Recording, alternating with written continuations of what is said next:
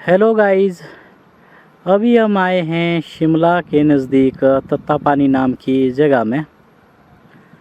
तत्तापानी से 6-7 किलोमीटर आगे एक गांव है थली। वहाँ से थोड़ा ही आगे हम आए हैं। यहाँ पर बहुत ही खूबसूरत व्यू है और इस जगह का एक अपना इतिहास है। सामने ऊंची चोटी पर पहाड़ी में श्री देव बड़योगी जी का मंदिर है। ये तत्तापानी से भी दिख जाता है। पुराने समय में देवताओं को ही जगहों का राजा माना जाता था और उन्हीं की आज्ञा से सारे कामकाज पूर्ण होते थे। तो पुराने समय की बात है, एक खैरकथ का व्यापारी था। खैरकथ से कथा बनता है। उसने देवाज्ञा के बगैर ही इस जगह पर खैरकथ का व्यवसाय करना शुरू कर दिया और यहाँ पर उस व्यवसाय से जो मुनाफा हुआ उससे एक भव्य राजमहल तैयार कर दिया, जिसमें सोने और चांदी के दरवाजे लगे थे और पूरा महल ही सोने से भरा था।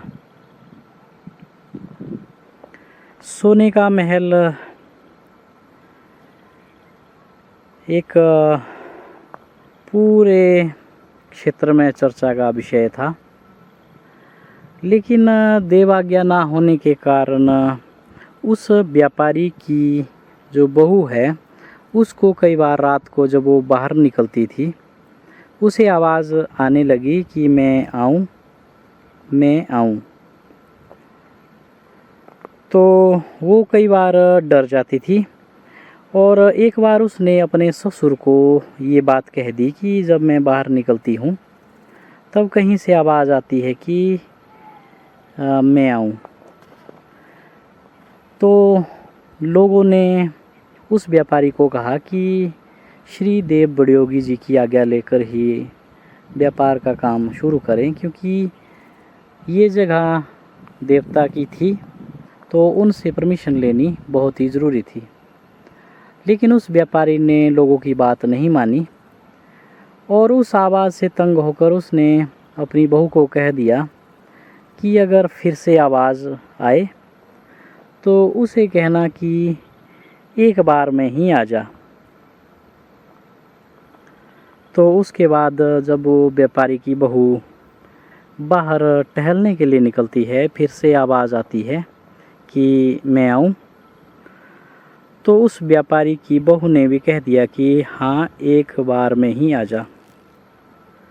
तो उसके बाद जो ये सामने की पहाड़ी है ये गिर गई इस जगह। यहाँ पर सोने का महल था, सोने चांदी का अकूत खजाना था, वो भी इस मिट्टी के नीचे दफन हो गया। और ये सामने से पहाड़ी गिरी और ये गिरी यहाँ तक।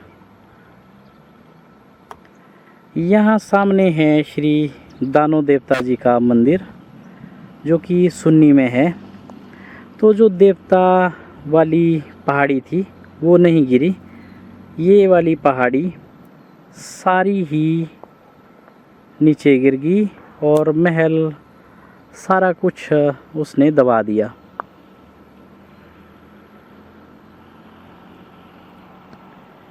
बहुत ही शानदार स्टोरी है और देखने में भी ये जगह बहुत ही इंटरेस्टिंग है दोस्तों। सामने सुन्नी मार्केट और उसके आगे है तत्तापानी, ये है सुन्नी। और सामने श्री देव बड़योगी जी का मंदिर और ये कुछ इधर उधर का व्यू। बहुत ही ज़बरदस्त जगह और यहाँ पर बैठना और यहाँ पर एक पिकनिक प्लेस के रूप में भी इसे देखा जा सकता है। बहुत ही शानदार व्यू।